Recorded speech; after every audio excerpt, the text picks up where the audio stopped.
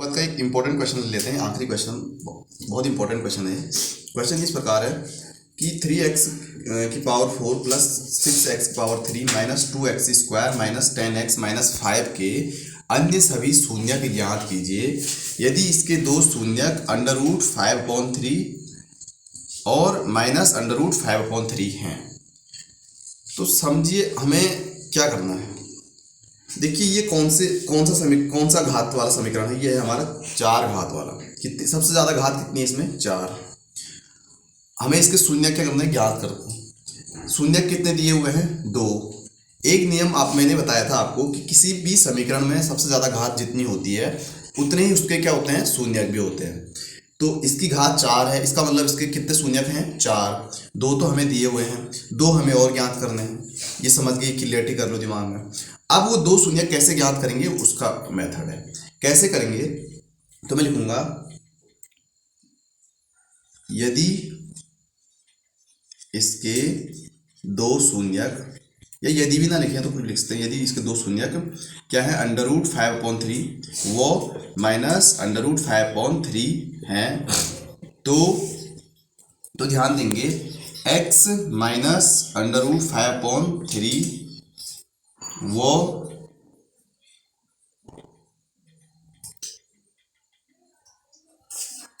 x minus 5/3 plus में होगा x minus under root 5/3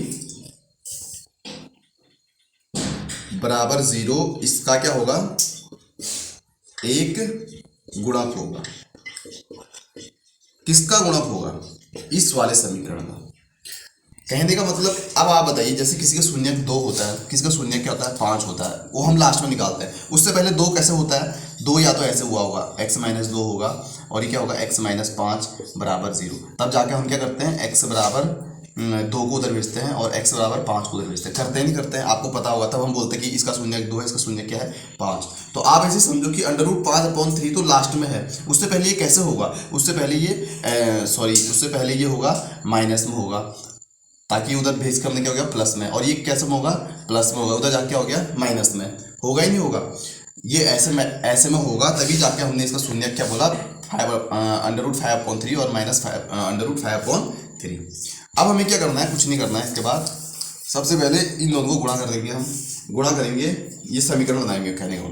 तो आपको पता है a minus B a plus B, तो क्या होता है, a square minus B square होता ही नहीं होता है। तो a स्क्वायर यानी कि x square minus B square यानी कि अंडर रूट 5/3 का होल स्क्वायर। तो ये हो जाएगा x स्क्वायर माइनस 5/3 का होल स्क्वायर आएगा 5/3। अगर इसको और समीकरण बनाएंगे तो जाएगा 3x स्क्वायर माइनस 5 बराबर क्या हो जाएगा, 0। ये हमारा क्या है, समीकरण तैयार हो गया। यानी कि 3x स्क्वायर माइनस 5 बराबर 0 हमारे ये पहले क्या होगा, ऐसा समीकरण होगा 3x स्क्वायर माइनस 5 बराबर 0। यानी कि 3x स्क्वायर माइनस 5 इसका एक क्या होगा, गुणक होगा। मतलब गुणक कहने का मतलब इसको आप हमें क्या करना है, इससे भाग देना है। तो जब अगर ये सवाल आएगा, चाहे यहाँ पे नंबर कोई भी हो, 2 अलग अलग, सबसे पहले आपको ऐसा समीकरण बनाना है। ठीक है बेटा, ऐसा समीकरण मतलब पहले ये लिखना है कि 2 शून्यक ये हैं तो ऐसा होगा। अब जरूरी नहीं है, मानो कि यहाँ पे दिया होता है 2 और 3 है, तो आप क्या लिखते हैं, x माइनस 2 और x माइनस 3 बराबर 0 ऐसे लिखते। फिर वही करते, x स्क्वायर इसको इससे गुणा करके समीकरण बनाते। अब जब समीकरण बना दिया, अब इस समीकरण को क्या करना है, इस समीकरण से भाग देना है। अब हम वही भाग विधि से करेंगे बेटा, तो भाग देंगे। पहला स्टेप यहाँ तक समझ में आ गया होगा। अब हम इसी करेंगे, भाग देंगे।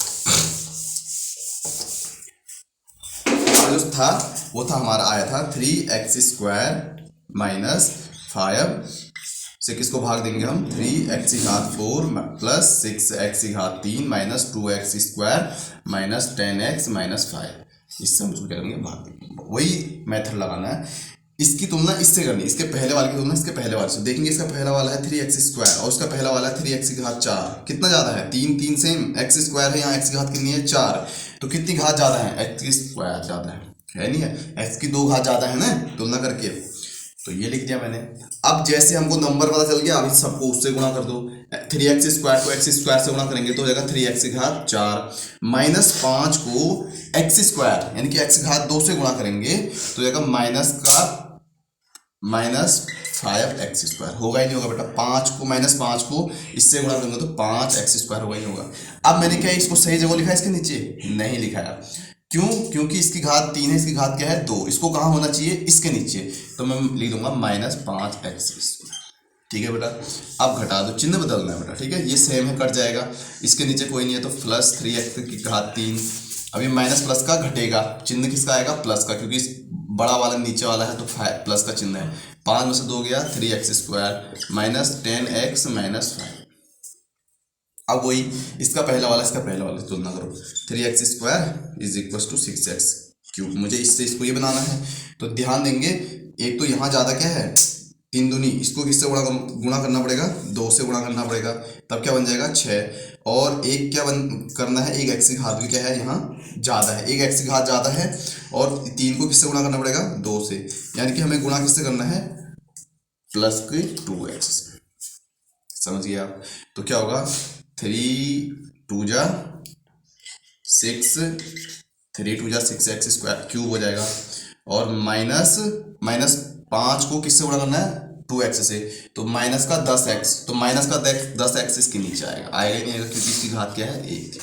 घटा दो बेटा, ये भी कट रहा है अभी तो देख रहे होंगे। अब बचा क्या हमारा 3x² माइनस 5। तो सेम है। अभी 3x² को हम अभी तक इसका पहला क्या है 3x², उसका पहला भी क्या है 3x²। अभी सेम है नहीं है? तो जब सेम होता है तो किससे गुणा करना है? खाली +1 से गुणा करना है। तो ये हो जाएगा 3x² माइनस का 5 प्लस कैंसिल हो गया, आंसर कितना आ गया 0। अब हमें करना क्या है? पहला मेथड समझ गए, दूसरा सेकेंड स्टेप भी हो गया। अब हमें इस स्टेप के बाद जो ये भागफल आया है हमारा x² + 2x + 1, अब इसके गुणनखंड करने हैं। गुणनखंड आपको पता है, द्विघात समीकरण के गुणनखंड कैसे किए जाते हैं।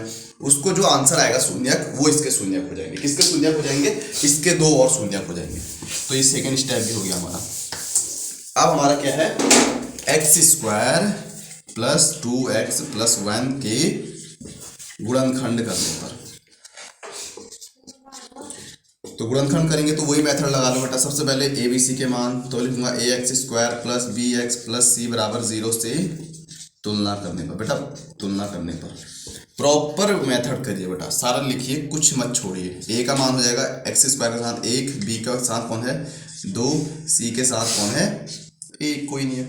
अब वही a को c से मल्टीप्लाई करेंगे, a कम 1, b का मान कितना है 2। अब 2 का क्या होगा 1 + 1 हो जाएगा ना बेटा, सेम है, क्योंकि एक कम एक ही आएगा और एक 2 हो जाएगा। अब क्या करो, समीकरण उतार लो, x² + 2x + 1 = 0 कर लो। अब क्या करो, x² + 2 के जगह पे लिख दो 1 + 1 x + 1 = 0। वही हो जाएगा x² + 1x को या तो x से लिख लो, प्लस 1x को x से लिख लो, +1 = 0। अब आगे देखिए, इन दोनों में कॉमन क्या है? x कॉमन है, यहाँ बच जाएगा x + 1। इन दोनों में कॉमन क्या है? कुछ 1 कॉमन है, यानी कि x + 1 बच जाएगा। तो ध्यान देंगे, ये क्या है? ये x + 1 और इधर भी क्या आ जाएगा? वो x + 1 = 0, क्योंकि यहाँ भी x + 1 है और बाहर भी क्या है x + 1। तो इनके अन्य 2 शून्यक क्या हैं? x + 1 = 0, यानी कि हो जाएगा -1, और उसका भी क्या आ रहा है x + 1 = 0, यानी कि ये हो जाएगा x = -1। तो इसके अन्य 2 शून्यक क्या हैं? -1 और -1। कैसे हमने इन सवाल में x के 2 -1 और -1 निकाला? 3 स्टेप किए बेटा इसमें। सबसे पहले जो पहला स्टेप था, इसको हमने समीकरण बनाया, फिर जो समीकरण आया उसको हमने इससे भाग दिया सेकेंड स्टेप में। थर्ड स्टेप में जो भागफल आया उसके हमने क्या करे? गुणनखंड करे और x के 2 नए मान निकाले। तो इस प्रकार ये सवाल कम से कम 3 या 4 नंबर में आएगा। तो इसे इस प्रकार करना है। तो देखिए बेटा, हमने बहुपद वाला पार्ट हमारा लगभग कंप्लीट हो गया। जो मेन सवाल थे वो मैंने कराया, पूरा नहीं कराया है, बस मेन सवाल करा दिए। तो अगर बेटा आपको समझ में आ रहा है तो कम से कम इस वीडियो को 5-6 लोगों तक शेयर करें, कमेंट करें और लाइक भी करें, ताकि उनके भी काम आइए। तो थैंक यू।